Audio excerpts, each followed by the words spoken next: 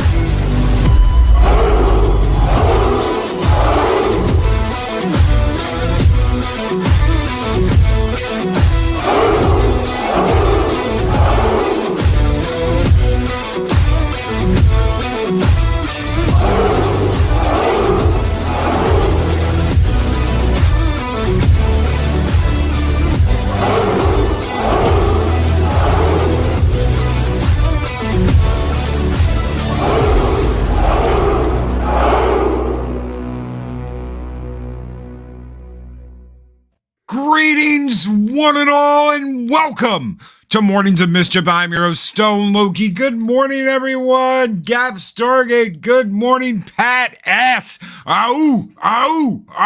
Good morning, brother. Man Squatch. What is going on, Man Squatch? Dean Krantz. Good morning. Asaj Melody. How are you? Project Storytime. Good morning, Mark the Eminently Tired, and Chris Persia. The Wrenches of Ragnarok are here, ladies and gentlemen. Good morning, gentlemen. Psychodorf 9! How are you doing, brother? It is so good to see you. Good morning, everyone. I hope you had a great weekend. Decepticon Cave of Villains. Good morning. Greetings, program to Daryl the Derelict. Good morning, my friend. How are you doing? Ryan Roger Ape, the Mad Doctor of Disaster and Destruction, a Dig Outlaw, is here. Ladies and gentlemen, Brandon, Looney Tunes Fan 2000. Good morning. What's your favorite Looney Tunes, Brandon? Good morning. How are you doing? Gun Bunny! Bunny's got a gun. Dun, dun, dun. Bunny's got a gun. Is that my co-host right here? Guys, we've got a very special message coming up from Zeropium here in just a minute. He was on fire earlier. Before we ever went live, he was running through the studio like a mad xenomorph on fire. It's absolutely positively insane. Guys, I'm going to turn it over to him, but welcome to Mornings of Mischief, everyone. We are going to have a great freaking show today. Trust me. Go ahead. Go ahead, brother. The floor is yours. Oh, my goodness. Well, good morning to you lovely ladies and gentlemen in chat. This was a special request because I really just hope you're all awake this morning because, oh, man, The Loki, fires. Loki convinced Zero to watch Strange New Bedfellows, ladies and gentlemen. Oh, Strange Brew Hurls. So yes, good morning to everybody in chat. It is great to see you all again. And once again, I hope you're all awake because are you ready for this? You ready? Loki asked for this because there he is, ladies and gentlemen. Yeah, there's for the first time ever on 0 Hour. Here we go. So mark this date on your calendars because I don't know if it's going to happen again, but this is how fired up I am. I'm a cool guy. I'm a very calm, cool, and collected guy, but god damn it, when the situation calls for it, we're going to get some shit done. So if you will all indulge me, an open platform and freedom of speech, complete freedom of speech, I got a lot of things to get off my chest about Star Trek Strange Brew Hurls. That's what I'm calling it. So good morning to all of you. I hope you're all awake. I sure am. Because Loki and I are going to deep dive into this wherever the season takes us. We're going to do it because it's been a long time for me. I haven't seen a new Trek series since this one. The last one I saw was Voyager, and that ended some time ago. Actually, the last one I saw was Enterprise, and that was well over 15 years ago too now, wasn't it? Something like that. So, Hey, here we go.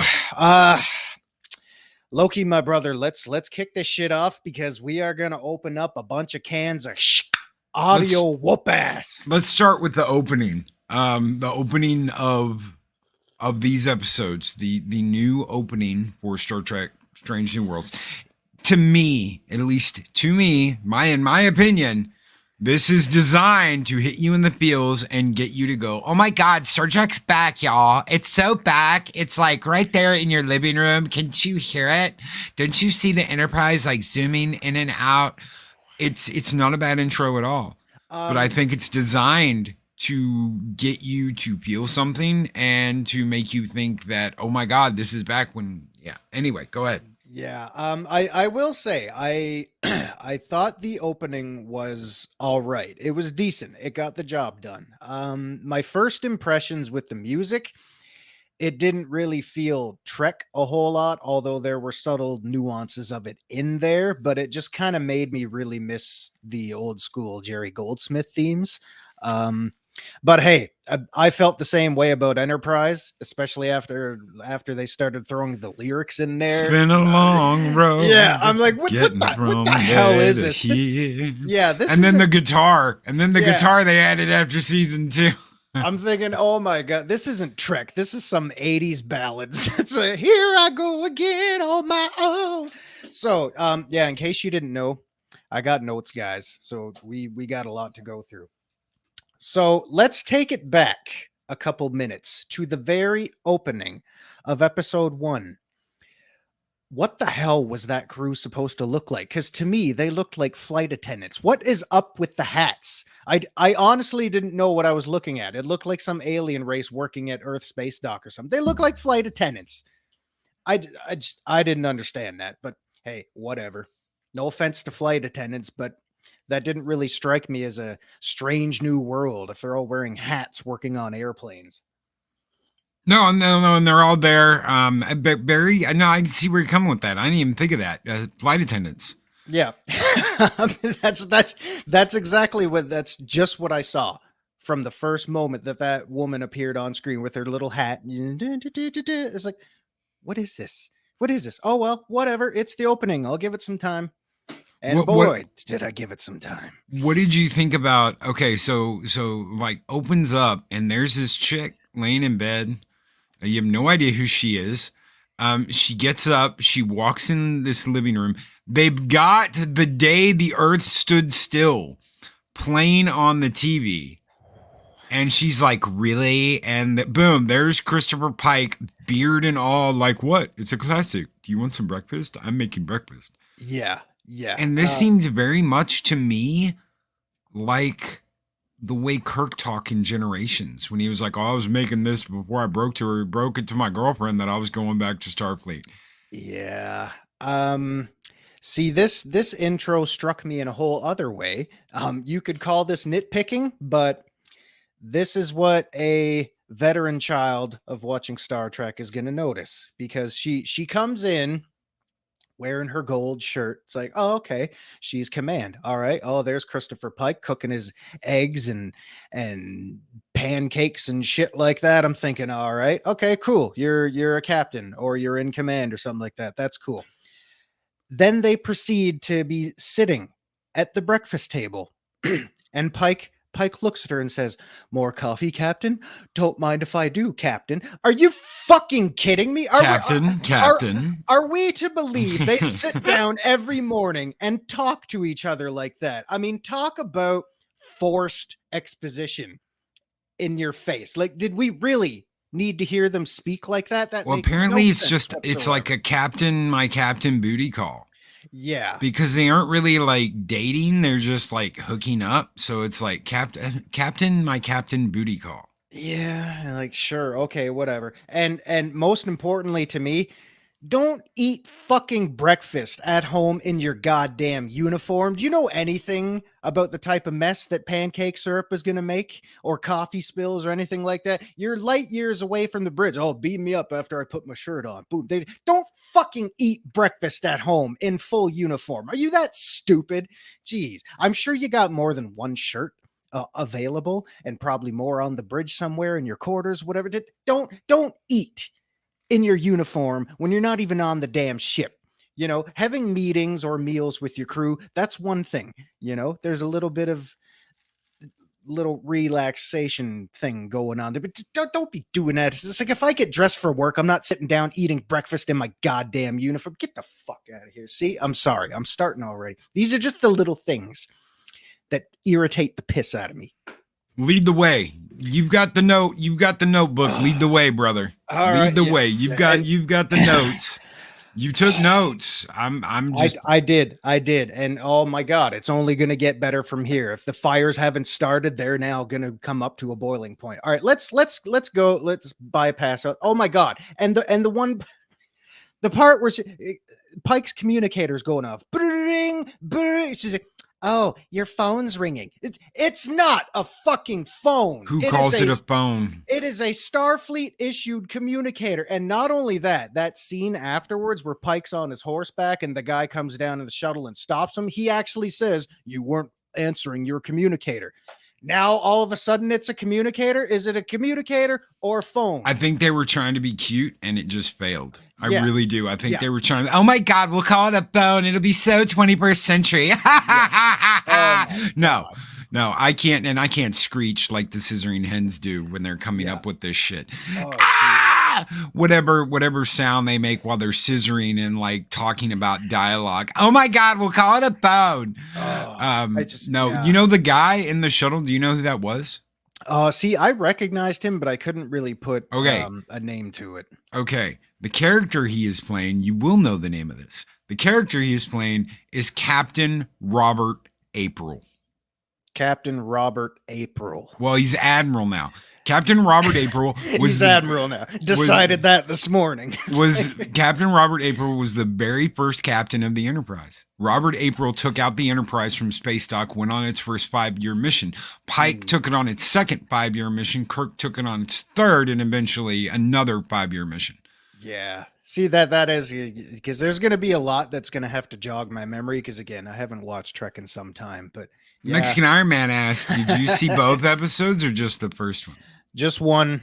I just watched the first one because, guys, that's all I could handle. But I promise you, if you want us to deep dive the series, I'll go through it. Me and Loki will go through it. We're going to talk about that. We are going to talk about that really quick. We've got a $5 super chat from Psychodorf9. Thank you so much, brother. Keeping breakfast off your uni before inspection. Catch up on your chloroshams. Yeah. I mean, maybe that's just me. You can call it a nitpick, but I would not be sitting there in my uniform, my Starfleet issued uniform, eating pancakes and eggs, which can be the messiest breakfast ever. But hey, thank you, Psychodorf9. You guys rock. And Mim, nice to see you. Damn straight. Thank you for that $5 super chat, Psychodorf9. You guys keep the fires burning bright here on Valhalla. And I've got written all my Star Trek skulls, or I'd send you a Star Trek skull. But you know what, brother? this one is just for you. Talk about keeping stuff off your uniform. Skull!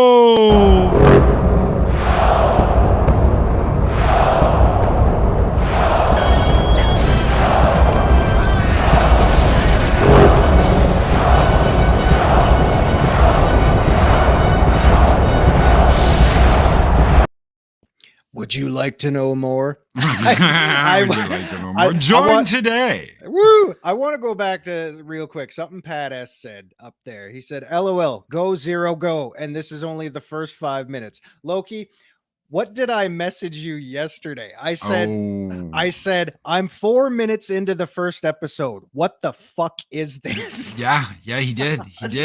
And he got about halfway through it and was like, no. But then he went back. Yeah. Because I said, you need a break. You need about a halfway point break between this shit. And then you can you finish up. You finish up. You need a break, walk away, smoke a vape, smoke a cigarette, do whatever you need to do. Get some life back in your extremities, and then I tell you, after that, I felt like cigarettes and alcohol wasn't enough. I need to start doing hard drugs. But Mim, I saw what you wrote up there. Come say it to my face. I'll find you. I'll find you, buddy. Yeah. He's gonna watch the rest of them. Don't worry. I'll go down with the ship. I'm calling the red alert now. We're going down. Okay. Well, so yeah, and that point where I stopped watching, don't worry. I'll get to that. So let's shuttle on over here to the lovely introduction of Spock, not Spock, and T'Pring. What the fuck was that dialogue they were speaking? They're just sitting there. Query, blah, blah, blah, blah, blah, blah. Query, blah, blah, blah, blah, apparently blah, blah. that's how Vulcan couples talk to each other. Okay, I'm going to throw this out right now to you producers and all that bullshit. Do you even know how to fucking Vulcan? I've never heard Vulcans speak like that. I might be wrong, but I'm pretty sure that is not how they're going to sit there and communicate with each other. Oh my God. And while we're at it, what the hell is up with thank you, man, Squatch. A lot of good images today.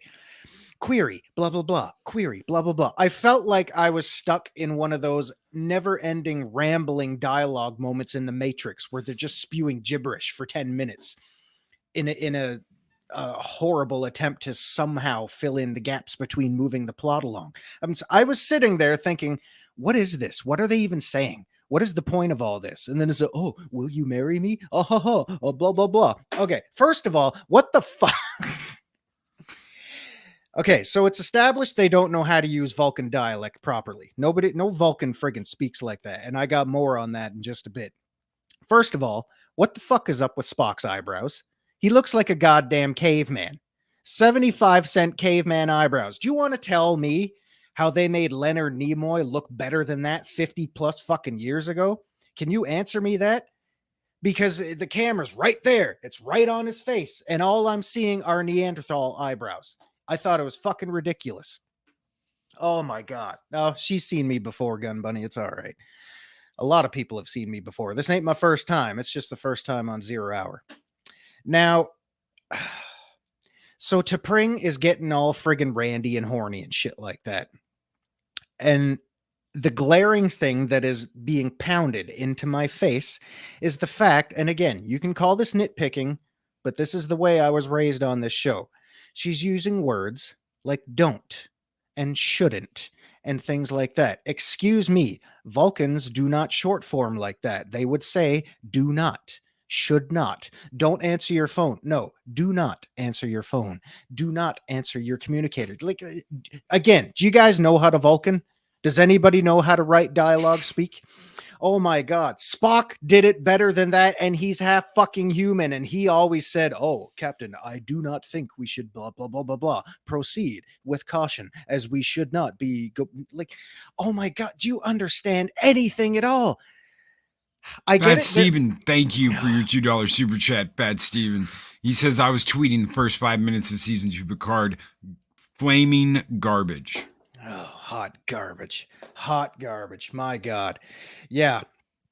Project Storytime agrees with you. Vulcans don't make out. Leonard Nimoy deliberately picked an alien way for Vulcans to show affection without showing emotion. Mm-hmm. Good point there. Good point there. And I mean, I know we haven't seen a lot of Vulcan romance, as it were. I mean, obviously, we know if they want to breed and have children, there is a certain thing to go with it. But even with Spock's half human side, I'm seeing way too much emotion and passion getting ready for their lovemaking and shit like that. I mean, when they're behind closed doors, do you honestly, this is a legit question, do you honestly think that's how they would be when it comes to the form of coitus for Vulcans? I'm asking. Oh, Yeah.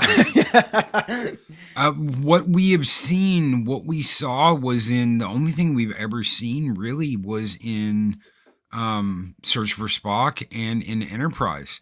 And on Enterprise, it was very subdued. It was, but she also wasn't completely honest with Trip about it either, because she said, "Oh, she just wanted to experience the experience for experience sake."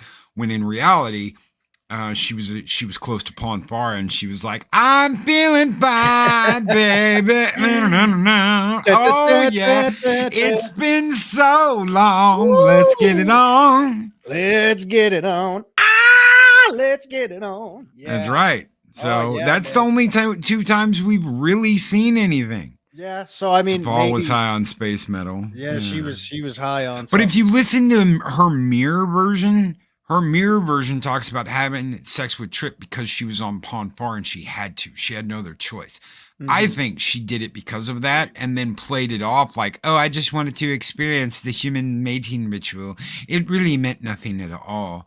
When in reality, she was close to Pon Farr and Trip was her first choice.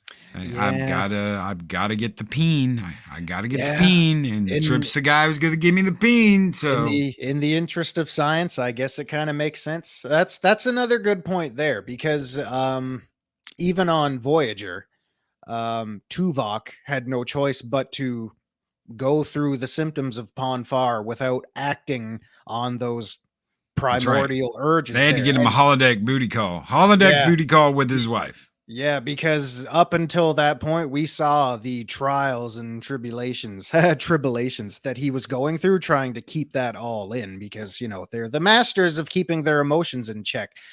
So, yeah, they can have, if it's a logical reason, like they want a child, they can perform intercourse, as far as I know, as long as it's like for something, but they don't just do it when they don't have to.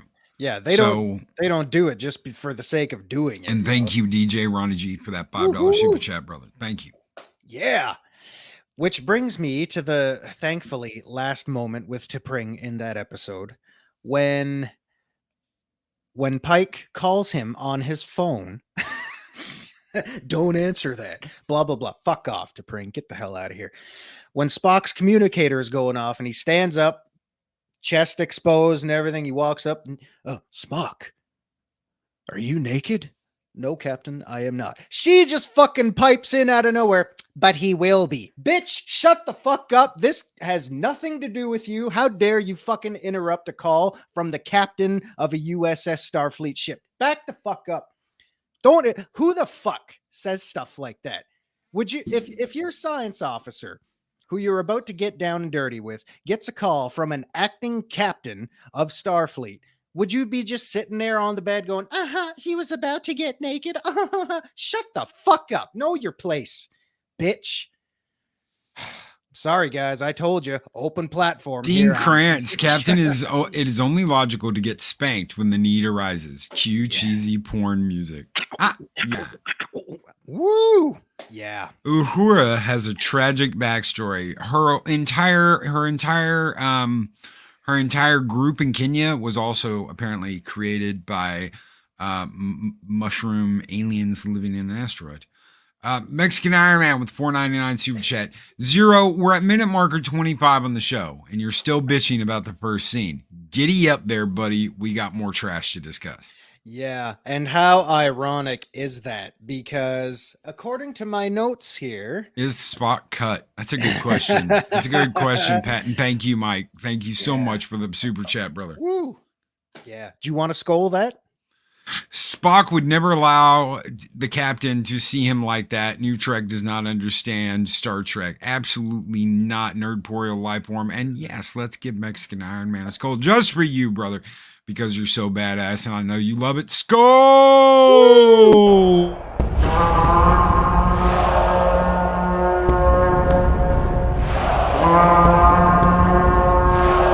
Spartans! What is your profession?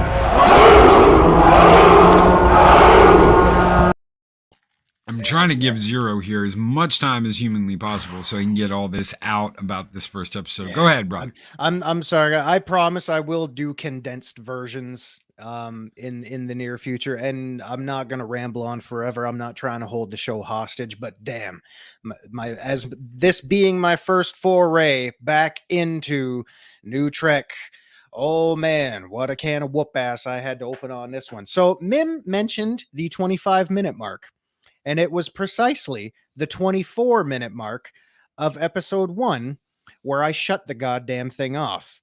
And messaged me and said, Yeah. I can't do it. I can't do it. And I'll tell you why. Because, first of all, after the introduction to the bridge crew, my God, that has got to be the stupidest looking bridge crew I have ever seen. And I've seen a lot of bridge crews, but oh my God, I don't know what the hell that is. And again, this is open forum.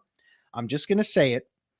My God, you are really trying hard to push the females here. Why? There's a bridge full of females, with the exception of Pike, Spock, and some guy wearing a gold shirt in the back who's got his back to the camera 99.9% of the time. I'm not saying they're female is why the bridge crew is stupid, but if you've watched the episode, you'll know why. I think it's the stupidest bridge crew I have ever seen. It is okay. So pretty much what you've got in Star Trek today, and even on this bridge crew, is feminist soap opera. This is a feminist soap opera now. It's not sci-fi. It's not. This is a feminist soap opera with a starship dressed around it. Mm-hmm. One of the things that a lot of people feel like they're missing, they're like, God, what is so missing about Star Trek today? One of the things is the ship being a character. It's not a character anymore. It's just a platform to host all this woke ideological bullshit on. Yeah. And the crying in the hallways and the hugging and the, oh my God, I love you, girl. Be safe on that away mission. Oh my God, my family was eaten and raped by the Gorn. Oh my God. And they threw me back.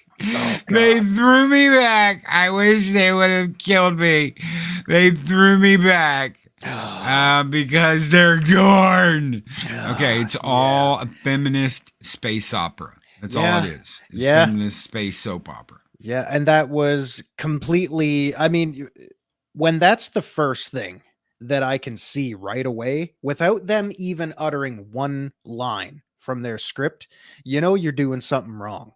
Like, because I mean, geez, this is all about equality and bringing in races and species and all that kind of crap. But it's like, oh, look, female corporate shill, female corporate shill, female corporate shill, female corporate shill. Oh, there's a dude way in the back there. Man, you guys are trying way too fucking hard. And oh my God, yeah. So, which brings me to what the hell is the name of that friggin' navigation specialist or whatever, the one with the fucked up hair? I don't know who the hell that is, but my God. So Lieutenant Khan Noonien Singh. Yeah, my ass. Yeah, it's like, oh yeah, remember guys, we know about TNG and all that shit. Yeah, just fuck off. I don't care. Larry, Nerdporial makes a really good comment. Snarky women speaking out of turn at every moment. Pike and Spock look weak. They can't look anything less than perfect. Another disregard for the original series. Oh, my friend, that's coming. Don't you worry. So that brings me to point number 1, which is ironic because this is all about number 1, the acting number 1 on the ship. From this point on, who will be referred to as number 2. because her character is a piece of shit. Number 2 needs to shut the fuck up. Oh my God. I have never seen so much arrogance and outright douchebaggery dialoguing as that.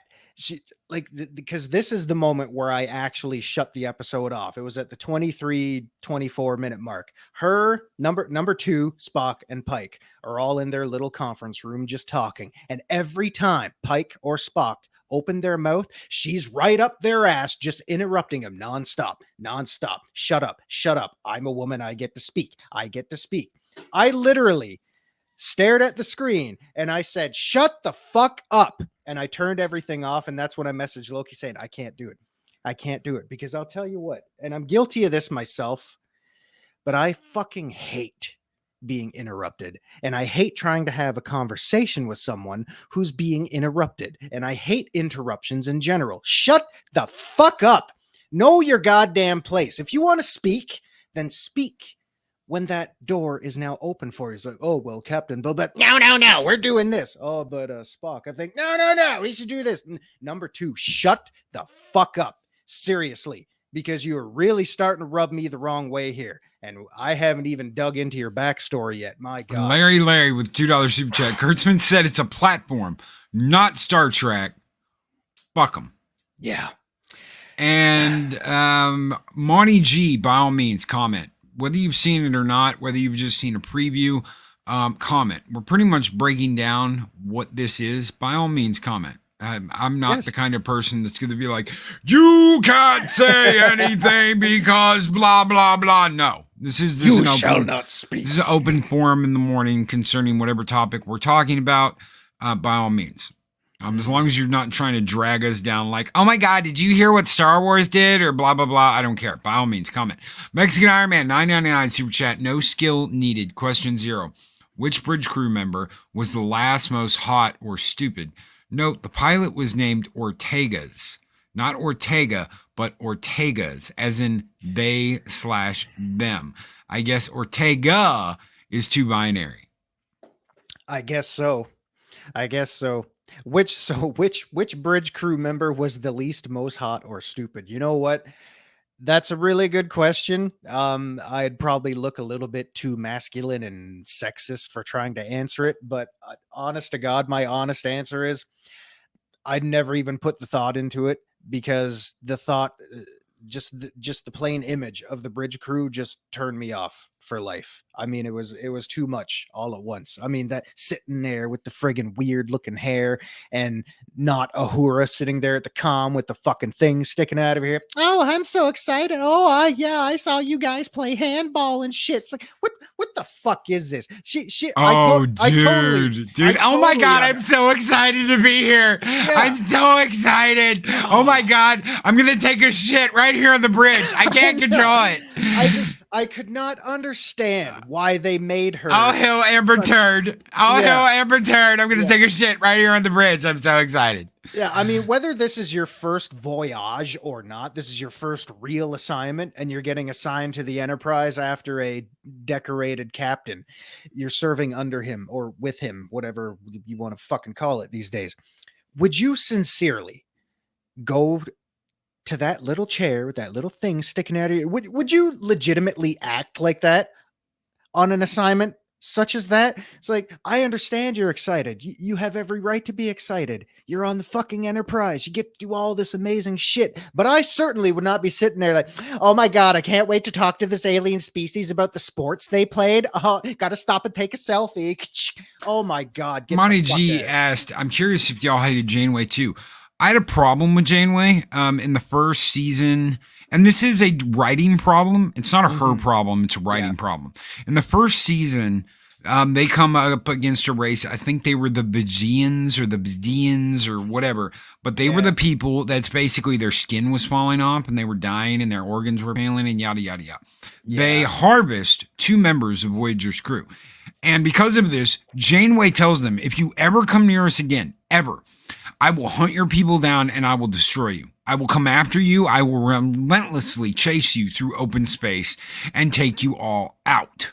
Mm-hmm. The Bedeans had the phage, so it was the Bedeans. Yes. Okay.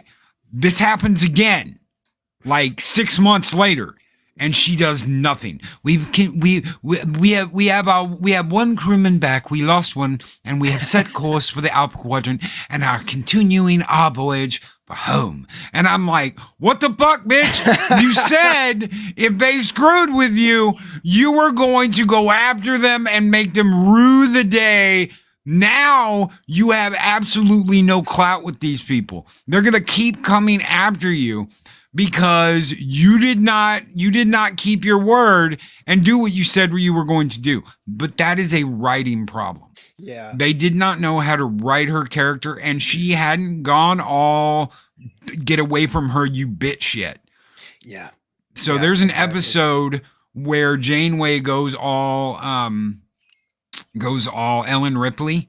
And she's like, she's sweating. She's got the hair down, and she's got the phaser rifle, and she's in like a wife beater. Yeah, and she's got walking the around tank this shit. top with the Yes, cuts yes, on her face and yes. shit. And she's just okay. After that, it was like, yeah, nobody screws with Janeway anymore. But before that, they screwed up.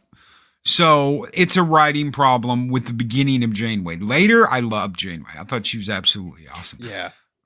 Yeah. So- I really enjoy Janeway. Yeah. And again, anything I'm bitching about today is just a writing problem, because when the problems with your writing are that apparent, like I wasn't sitting there over analyzing anything in this episode. This was shit that I just picked up right away, just watching the episode. And it shouldn't be that easy to find faults in something that should be well written, because this was not well written. That's my biggest problem. And Dean, I can see what you're saying here, but here's the problem. Voyager's out there on its own, okay? And if you've got someone continually trying to hunt you down and kill him, you have to pull an Adama and turn around and hit him in the nose as hard as you can to make him think twice about ever doing that shit to you again. Otherwise, you're going to be running away for however long you're there. Mm-hmm. So I thought that, I mean, I'm not talking about like full on genocide, but she needed to spank them and be like, don't ever screw with me again. She made that threat. So yeah. Anyway, back to Strange New World. Yeah, strange brew hurls. My only problem with Janeway is early on, she was always so friggin' ready to just blow the ship up. It's like, you will not board this ship. I will order it to self-destruct. It's like, what do your 2,500 crew people think about that? Are they just all right? It wasn't Okay, even 2,500. I think she had like 115 people. Yeah, it was a very, very small crew, especially after they all kept dying. It's like, I'll order the ship to self-destruct. And yes, Really? memes. Let's legalize dueling. I'm totally on with that. Hell. We'll fix our arguments. Decide our arguments with dueling. I'm down with that. Yeah. So real quick, guys, because I don't mean to drag on everything here, but that one scene where they're getting the jab for the, I mean, we covered this last week when they're getting poked, to do the whole transformation and shit. And what did my notes say here? That when number 2 there saying, no, I don't want the sedative, just blah blah blah blah blah. And then Pike looks at her and says, there's surviving, and then there's living. And to me, that was a complete transparent little nod to getting your COVID vaccine. It's like, if you want to survive, sure, go stay shut in and don't get the jab. But if you want to live, go get the poke. You know what, guys? I got poked both times, but That's I'm not going to. only little message they had in this episode. There was more to it, but these were all the glaring things that just stuck right out to me. I got poked twice. If you want to do it, great. If not, that's your choice. That's cool. I'm not going to sit there and especially write a fucking show about it. I'm not going to do that. I didn't get, I was like, nope. But I had it in the very beginning and I made through it fine. So whatever. And there's absolutely nothing. And I wrong was with that. sick. I was on that list of if you have this shit, and I'm like, okay, I've got that. Fuck me, I've got that. Yeah. You're going to die. But I got sick and I got better and I was fine. So whatever. Yeah. So I mean, it's everybody's choice. That's the whole thing. You know, there's a time and a place for it, and fucking Star Trek is not that place. It's just not. So in a nutshell, after sitting through all that, after noticing all the women interrupting the men, because we got to get all those boxes checked. Number you got to two, read this. You got to read this really quick. You got to read this. All right, Mark the Infinitely Tired. When people ask who is the best captain, Kirk or Picard, the proper answer is Sisko, and his ship, the USS Ben Sisko's motherfucking pimp hand. Oh, Loki, what was the name of your ship? The Pimp Slap. The Pimp Slap. The USS Pimp Slap was one of them. Little Bastard was the other. The Annoying Gnat was my bug ship. The Annoying Gnat. Which one was the USS Midas Touch? Did that have the Midas Touch was the Ferengi Decora class or whatever it was. Yeah, that had the Dongo machine in it. What was that game they played? Dabo. Yeah, we could go on the ship and play Dabo. Yeah, that was some good stuff. Oh man, I can't tell you how much money I pissed away playing Dabo. That was great. Okay, so real quick after, and again, I do want to point this out. I'm not hating on everything. There were things that I did like about the show. Yes, I'm with you, Arwen. Sisko was awesome. For me, it's Picard and Sisko. It's real close. There were things that I did like about the show. I thought the ship design looked cool, like the interior and stuff. It wasn't overly in your face futuristic compared to, you know, TOS and things like that, because of course you have to use the technology available to you at the time. So I thought the interiors looked good. I thought the uniforms looked nice. I enjoyed Anson Mount's performance. I liked what he did with his character's material. I thought he put on a good performance. That's all right. Yeah, and I'm sure maybe I'll find more to like about it as the series goes on. So to wrap up the glaring problems with the writing, which again, this is just stuff we didn't cover last week. We don't need to go into like World War III or all that or altering your genealogy. You do realize, and someone pointed this out the other day. You do realize now that they have done this, because they have done this, and because they did the January 6th riots and all this shit. Mm-hmm. They have literally credited Donald Trump as the man who created Starfleet. If the January 6th event had not happened, there would never be a eugenics wars. It would never lead to World War III. That would never lead to the creation of the Phoenix. And because of the Phoenix, we would have never met the Balkans, and we would never have had Starfleet Command or the Federation. Donald motherfucking Trump is the reason you have the Federation, Starfleet, all of it, because of the January 6th riots. Tell me that is not a big fuck you in the face of dumbasses who cannot consider the actions of their writing. Yeah. Well, hey, you know what? If there's one person in this world or the entire galaxy that can make Starfleet great again, it would be Donald Trump, because he's got the hats for it. Oh my God. This is the MAGA King. Yes, the MAGA King is responsible for Starfleet. Yeah. These are things they don't think of when they're like, oh my God, we're so clever. We'll throw this in there and it would be like a big. Yeah. Or they don't think about that. Yeah. Well, that was the problem, because it's so blaringly obvious. They're not thinking. It's like they're either just going to rewrite it, retcon it, or just not even consider what had been previously done for the past 60 years in the franchise to begin with. We'll just do whatever. Last scene that I had an issue with, and you may consider this nitpicking, but there's a reason for this. After all was said and done, after they went down to the planet there, and they're talking to the councilmen with their news broadcasts and shit. I can't even believe they did that. And they build warp bombs or something. What the fuck ever.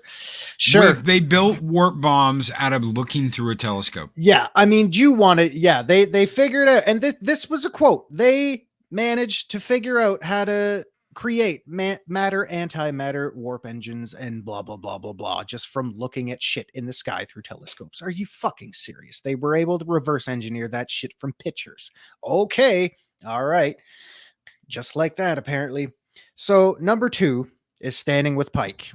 And they're all looking out at the nice little floating biomes there and shit like that. And she's like, oh, well, she's retelling her story of her suffering from the Gorn. And we're not even going to get into what the fuck is going on there with the Gorn. Oh, my God. She's retelling the story. And she's like, They didn't meet the Gorn till Cestus 3. yeah, like what the fuck? So No human had ever seen a Gorn till Cestus 3. yeah.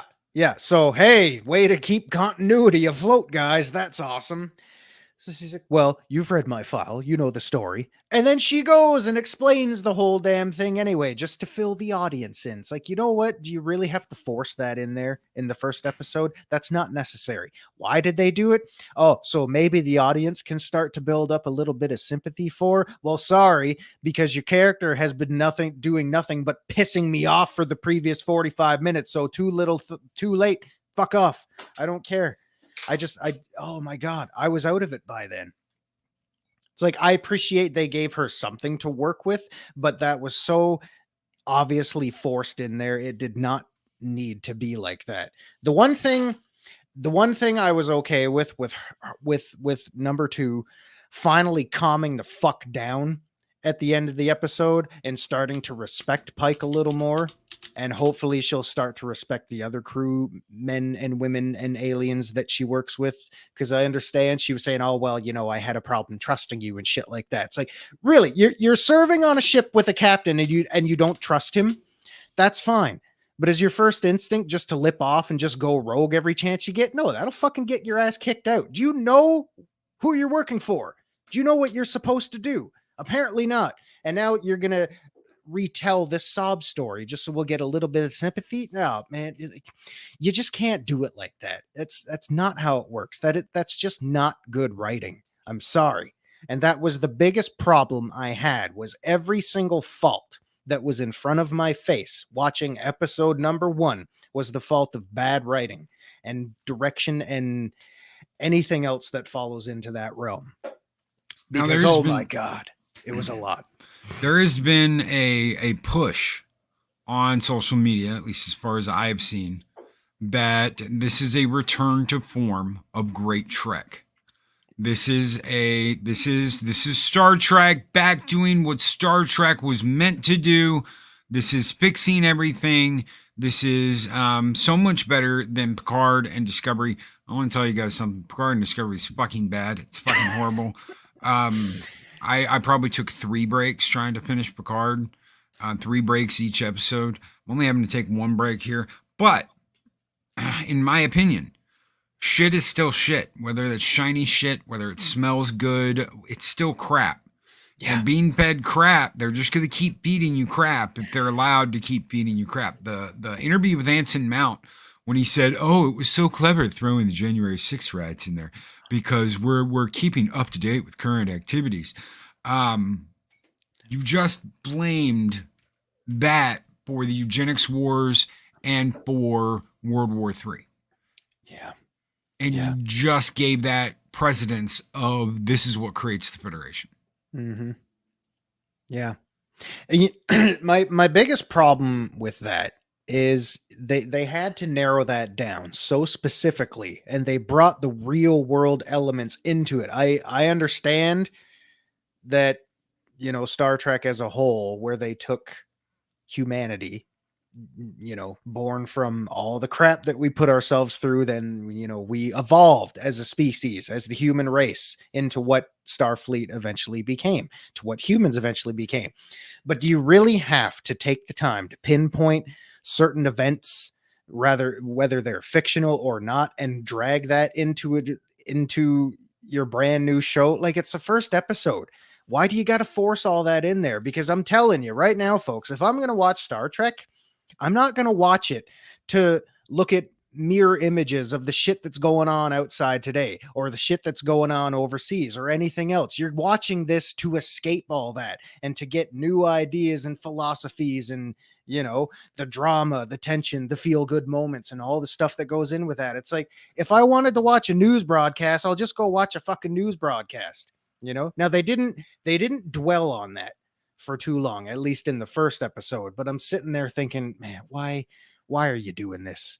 Like, can you not fill the time with something else other than, oh, well, this is how humanity destroyed ourselves. You're going to do the same if you're going to be as stupid as we were. Guys, don't. It's bad enough you just met this species and now you're trying to dictate to them how they should be living their lives. Don't fucking interfere with how other worlds are working. First contact rule or not, don't be fucking doing that. I understand his Pike's intentions were good. I just think that, like a lot of things in this first episode, seemed very forced to us, the viewer, and the speech to them as well. It was a good speech. I'll give them that. It was a good speech. Project Storytime is a really good point here. Intelligence is required to write intelligent stories. Kurtzman and Goldsman are stupid. Much like the Bridge Crew. Yes, excellent. Kivas Goldsman and Alex Kurtzman have systematically run Shrek into the ground. But they're not the only ones that's an issue here. If I hadn't seen it before, a lot of people are like, oh my God, you just don't like what happened to Admiral Robert April because he's a black man now. No, they did the exact same thing to Captain Keyes in Halo, and they look almost exactly the same. This is shitty. This is shitty by committee storytelling. Shitty by committee. Remember that, ladies and gentlemen, because you're going to be like, oh my God, Loki came up with shitty by committee. Shitty by committee storytelling, okay? That is when you have a group of people that sit down and decide, this is all the stuff we're going to do in all of our stories. Because it's so cheap to say, well, let's just take this, let's take all these properties and IPs, and we'll do a general story that's all kind of the same. And oh my God, we'll have token characters. That's exactly what they've done. They made Captain Robert April a Uncle Tom token black man. And they did the same thing to Captain Keyes. Why should I be excited about this? And how dare you, Loki, talk about a black man as an actor? I'm not talking about the actor. I'm talking about the parts they're playing and the fact that they have been giving leftover characters. Characters that are not integral to the story. Hand-me-down fucking white characters is what you didn't make a brand new black man. You did this. You did this to be shitty by committee and to start shit and point your fingers at anybody who talks crap about it and goes, you're an ist, an ob, and a Yahtzee because you don't like this. How dare anyone not like the fact that Captain Robert April, I don't like the fact that Captain Robert April is a black guy because it's a hand-me-down character. You've not done anyone any service. Oh, Zero, did you hear about that new badass black admiral on fucking on Star Trek Strange New Worlds, the ball busting son of a bitch that they created? You didn't do that. You just gave him a hand-me-down. Oh, yeah. You know, Captain Keyes is on fire on the new Halo show. No, he's not. He's playing a subservient black man to a white blonde woman. Let that fucking sink in for just a minute. He plays a subservient black man to a white blonde woman. These are not characters that I am like over the moon about. Why? Because they've been taken and they've tricked you. They're saying, look at all of our diversity and inclusion, and they've written them like shit, and they're crappy characters. A badass Admiral Geordi LaForge. Yeah. When he went after Janeway in the Challenger, yes, I know that ship because I had that ship. That was one of my ships. And to honor the Challenger, the shuttle, he came after Chakotay and Kim in a ship called the Challenger, a Galaxy class ship called the Challenger. And yes, I had that ship. All because of an honor to the space shuttle that exploded.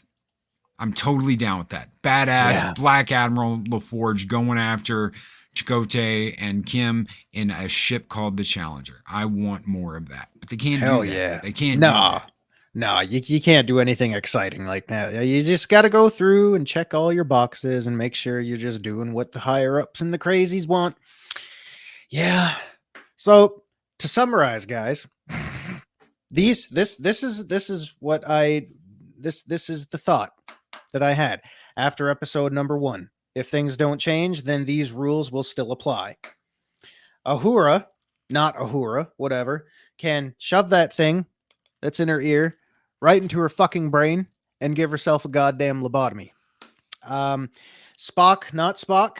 Spock. You take your 75-cent fucking caveman eyebrows and get the fuck back to Vulcan. Don't ever come back. Number 2, unless you change, you take that entire bridge crew, including that navigation one, have her hack off the rest of that fucking haircut or do something normal with it. I don't know what the hell that is. You throw them all on the nearest goddamn shuttle and you fly that fucker warp 6 into a Dyson sphere. Fuck off, the lot of you.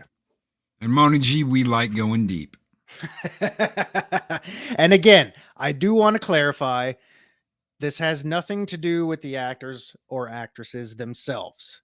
This is all the fault of shitty writing. Shitty storytelling. Yeah, because this is the biggest glaring problem that was put right in front of my face. And believe me, I don't make a habit of watching things to nitpick. When this crap is getting presented to me on a silver platter like it was, I'm not going to enjoy it. So we'll see where the rest of the season goes. I hope it changes for the better, but a great first impression is not a great first impression. Are you saying that next week we're going to do this again? Well, to be honest, we don't have to do this every week. And I will promise you guys this again. I'm not going to ramble on about how shitty the episodes are every single week. I will condense them down. It's just, this is the first step for me into Star Trek again after a long hiatus. And there was a lot that I had to say about what I saw. Okay, so I had to sit through. I'm gonna state this, and some of this I can understand because I'm sure there's some people out there that are like, "Fuck you, Loki," because they liked this. I want to say something. Mm-hmm. I watched 3 seasons of fucking Star Trek Discovery. You want to talk about some of the worst Star Trek ever put to print? Mm-hmm. This is the worst Star Trek ever. I would watch Spock's fucking brain before I would watch 3 seasons of Discovery again. Picard, to me, was absolutely wretched and horrible. 2 seasons of Picard, and I'm just like, now I can sit through this easier than I can sit through either one of those. Yeah. It's still shitty, though. Yeah. It's shitty by committee. This is a committee over at Paramount that has decided this is the way we want everything to look. This is how we want everybody to act. This is the dynamic between men and women that we want. Nothing else is acceptable. Yeah, sad but true. I forgot to point this out earlier. To those of you who may enjoy Strange New Worlds, I do apologize. And I respect your decision. You are fully capable and entitled to enjoy whatever you want. So if you enjoyed the episode, that's great. You found something to enjoy. I just hope you at least understand why these issues were issues from me, glaring me in the face like that. I just hope you understand a little bit why. And again, there were several things about the show that I did enjoy. This is not just an hour-long hate bash or women bashing or alien species bashing. No, it had race, gender equality, blah, blah, blah. That had nothing to do with it. It's just how everything was written. It was badly written. Most of it. Mansquatch has a message. Loki's Mornings of Mischief. In Voyager, they turned Paris and Janeway into newts. Newts? Newts, they got better. And that episode, Threshold, was still better than just about anything new Trek. I think we did a roundtable back when we were doing SSO. I think we had like 10 or 20 people in there in Discord talking about the worst episode of Star Trek. And that was mainly viewed as the worst episode of Star Trek. That's not true anymore. I would, like you said, I would watch this where they turn into lizards. I would tell, oh, warp 10 barrier has been breached, Captain. We can go anywhere at any time at any point in the universe. Hey, let's go home and tell them we're still alive and we're out in the Delta Quadrant. No, let's not, and fuck around with Janeway and fucking Paris. We even assimilated Borg technology and got transwarp engines. That'll shave 30 years off of our voyage. No, we're going to fucking go over here and look for coffee beans. Yeah, there's coffee in that nebula. There's coffee. There were faults in every single show. Don't get me wrong. And some of them started slow. It was a very slow burn. Some of it took a lot to get used to. And Nerdporio makes a very good point here. It was a bad episode, but it didn't damage or disregard what came before it. New Trek is way worse. Exactly. Yeah. Because everything back then was flowing around the same old timeline. Because, I mean, they were literally doing some of these shows parallel with each other, and they still had a lot of the original writers and directors and such that kind of knew what they were doing. These people don't. That's just the glaring problem that I have. These people just don't know how to write what Trek is and should be. If you want to bring it back to the glory days or whatever, maybe you should go back and look at what the fucking glory days were all about. Mark the Infinitely Tired suggests bringing back Ron Moore. He could save a sinking ship. Bring back Ron Moore and put him in charge of it. Here's the problem. Bad Reboot has put so much into Paramount and CBS now that it'd be like cutting off your legs to get them out, just to get them out of the way. It's like cutting off your own legs. They're the ones, and CBS and Paramount are at fault because they're the ones who gave them a new contract. They're the ones who have brought this back over and over and over again. And now you've got Bad Reboot like a leech hanging on to CBS and Paramount, and they're never going to get it off. They can burn it off. They can use hot pokers. They can shoot it off. They can do whatever the fuck they want to. They're never going to get rid of this because it's going to be the tick that you can never dig out. That you think, oh, well, we got it all, and the head's still fucking in there sucking at your vein. They're never going to get rid of it. Yeah. It's so... Any final thoughts before we get out of here? We just passed the hour mark, and what a quick hour that was, ladies and gentlemen. I know. I'm sorry for ranting and raving the whole time. Again, this is not a hostile takeover. This is just it's like 15, 20 years of not watching Trek, and that was my first introduction into what Trek apparently is. So I do apologize for all the ranting and raving. I hope you at least found a little bit of enjoyment out of it. So if you'd like to see more, I promise I will condense it down a lot more. But Loki and I have kind of agreed that we're going to see the season through. So if you'd like to know any more thoughts on it, let us know. So my closing thought for episode 1 is, thank you, Arwen. I'm glad you appreciate it. Nice to see you again, by the way. Morning bacon, baby. I sincerely just hope it gets better because there were glimpses of good things that I saw in episode 1. I just hope it gets better. I just hope. It may well not, but I just hope. So Chris Persia just sent me something. A way out of this madness. Oh, I want to share it. Before we get out of here, I want to share it because, I know I think Rambling has this. So, it's pretty good for shit. Shit, but it's pretty good for shit. Shit is still shit. All right. Still shit. Yeah. Thank you, Chris, for sending me that. At some point, Bad Steven Seagal sent me a picture with Bree behind you. God. Oh, God. See, this is why I shouldn't do this, because the last time Steven Seagal memed my ass as well. That was a good meme, though, by the way. I still have it on my phone. The only thing you have left is to get back at him in some way, shape, or form. Meme his ass back. The GIF meme of having to lift his ass up with a forklift to get him in the green room. Oh my God, that's fucking brilliant. So fat that you've got to like, and you can't get through the door because he's so fucking fat. Oh, you've exceeded maximum lift truck capacity. Hey, man, the Crisco Core, they run wild and hard, baby. So That's right. Those of you in chat throwing your support out for my rant and raven and my 0 Fs to give, I thank you very much. Your support is always so much appreciated because I just like having fun with you guys and hanging out with my brother on that side over there, Mr. Loki. So thank you for granting me the platform to rant and rave this morning. I'm glad you all stuck through it, and I hope you at least enjoyed watching me embarrass myself. And Loki, thank you. I don't think you did. You made some very valid points. You made some very valid points, and so maybe next time I'll subdue myself a little bit now that I know what I'm probably in for. So thank you all once again. And thank you, Loki, for convincing me to do this for the people this morning. Thank you. Thank you for coming on and doing it because dude, we're out of here, guys. Woo! Take care. Be excellent to each other. Always speak friend to enter and stick around for this very, very special outro.